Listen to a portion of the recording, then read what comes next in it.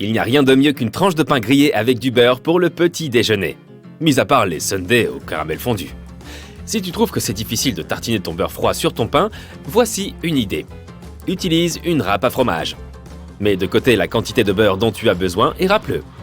De cette façon, la quantité de beurre nécessaire se ramollira et il sera plus facile à tartiner. Mais quand même, le caramel fondu. Il existe des pâtes sèches de différentes formes et de différentes tailles pour une raison. Chaque type de pâte se marie à la perfection avec un certain type de sauce. Les conchiglioni, par exemple, sont parfaits avec une sauce plus dense et épaisse. Pourquoi ? Parce que la sauce entre dans les coquillages et rend ainsi le plat plus facile à servir. Les rayures sur les surfaces des pâtes permettent de retenir la sauce. Si jamais tu brûles tes biscuits, et zut, tu peux les récupérer avec ta bien-aimée râpe à fromage. Il suffit de râper les parties brûlées une fois les biscuits enlevés de la plaque du four. Mais attention, attends qu'ils aient refroidi. Si jamais en enlevant la partie brûlée tu les abîmes un peu, il suffit de les tremper dans du chocolat fondu. Une fois que le chocolat durcit, tu auras des biscuits parfaits. Mais soyons honnêtes, est-ce que la forme du biscuit a vraiment de l'importance au moment de la dégustation ? Je dis ça, je dis rien. Si tu fais des sandwichs avec plein d'ingrédients, mais que tu ne veux pas que le pain ne se ramollisse, il existe une technique pour éviter que cela se produise. Prends les tomates ou les concombres que tu veux mettre dans ton sandwich et place-les entre deux serviettes en papier pendant 5 minutes. Voilà, tu peux les mettre dans le pain. Assure-toi de tartiner le beurre, le fromage ou les sauces comme la mayo ou le ketchup en premier sur le pain. Cela va en quelque sorte sceller le pain et éviter qu'il ne ramollisse.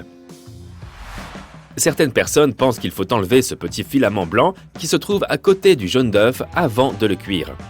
Je suis là pour te dire que ces filaments s'appellent des chalases. Et il n'y a pas besoin de s'en débarrasser. Ils sont là pour tenir le jaune en place au centre de l'œuf. Les chalases n'ont pas d'incidence sur la consistance et le goût de ta nourriture. C'est toi qui vois si tu veux les enlever ou non. Tu as déjà remarqué que les briques du jus ont 2 languettes sur les côtés ? Ce sont en réalité des poignées. Les fabricants ont conçu ces briques de cette façon pour que nous puissions les manipuler plus facilement, sans les écraser et faire sortir le jus. Pas besoin d'être un chef étoilé pour savoir que tu peux utiliser du sucre blanc ou de la cassonade dans toutes tes recettes. Tu t'es déjà demandé quelle était la différence entre les deux ? Il s'avère que la seule chose qui les différencie est le mode de production. On ajoute une petite quantité de mélasse dans la cassonade. La mélasse est une sorte de sirop obtenu lors de la transformation de la canne à sucre. C'est ce qui est enlevé en cours de raffinage. C'est de cette façon qu'est produit le sucre blanc. Mais si une certaine quantité de mélasse reste dans le produit final, on obtient de la cassonade. Ce qui a ce goût plus prononcé et cette couleur plus foncée. C'est une bonne chose. Tu peux mettre plein de choses dans ton lave-vaisselle, pas seulement des assiettes et des couverts. Par exemple, tu peux y laver tes gants de cuisine en silicone, les pommeaux de certains appareils électroménagers comme ceux de ton four ou de ta plaque de cuisson. Certaines éponges et autres serviettes réutilisables aussi peuvent être lavées au lave-vaisselle. En parlant de produits ménagers pour la cuisine, tu peux faire plein de choses avec le liquide vaisselle. Tu peux nettoyer ton mobilier de jardin par exemple. Ajoute un peu de liquide vaisselle dans de l'eau chaude et utilise ce mélange pour frotter tous tes meubles de jardin avec un morceau de tissu. Rince-les avec ton tuyau d'arrosage. Tu peux aussi utiliser ton liquide vaisselle pour enlever les taches de gras de tes vêtements, les taches de sauce des pâtes, d'assaisonnement de salade. Ça nous arrive à tous de louper notre bouche. Mets un peu de liquide vaisselle sur la tache et rince à l'eau. Pour les vêtements clairs, il vaut mieux utiliser du liquide non coloré. Pour les taches les plus tenaces, laisse agir le liquide vaisselle pendant quelques minutes, puis mets le vêtement à la machine comme d'habitude. Et achète-toi un biberon peut-être aussi. Si tu n'as toujours pas trouvé de technique qui te convient pour organiser ta garde-robe et que tu es envahi par les piles de vêtements, il existe un truc simple qui peut peut-être fonctionner. C'est la technique 1 de plus, 1 de moins. Pour chaque vêtement que tu achètes, tu dois te débarrasser d'un vieux vêtement. Tu désencombreras régulièrement ton armoire. Pour trouver les choses plus facilement, bonne chance, laisse les vêtements que tu utilises le plus souvent au niveau de tes yeux. Tu pourras les trouver plus facilement et les sortir de l'armoire rapidement. Les vêtements que tu utilises moins souvent, comme les vêtements de soirée par exemple, peuvent être rangés sous ou au-dessus du niveau de tes yeux. Les vieilles boîtes en étain peuvent se révéler très utiles.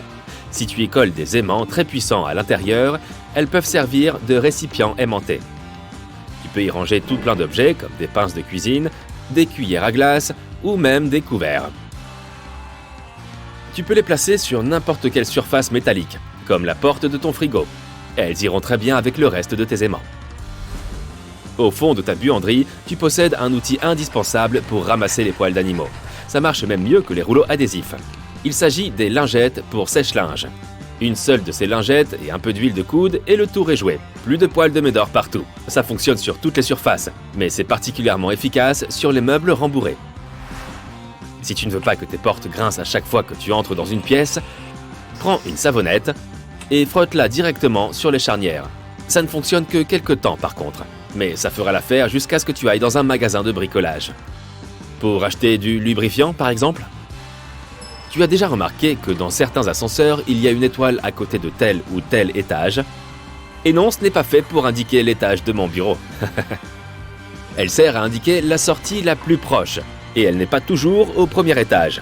Elle est plutôt à l'étage le plus proche de la rue.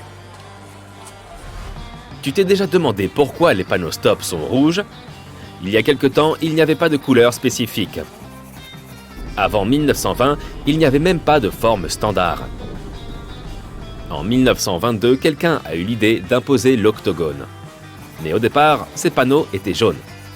Le rouge pâlissait trop vite à cause de l'exposition au soleil. Le jaune était la meilleure option.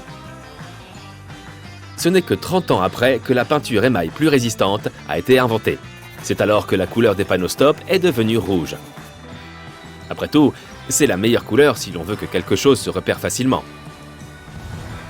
Savais-tu qu'il existe une typologie de rosier qui pousse plus haut qu'un homme ? Selon le Guinness des records, le plus haut rosier qui ait jamais existé se trouve à Vienne. Et il mesure plus de 8,50 m de haut. Oui, ce rosier a osé.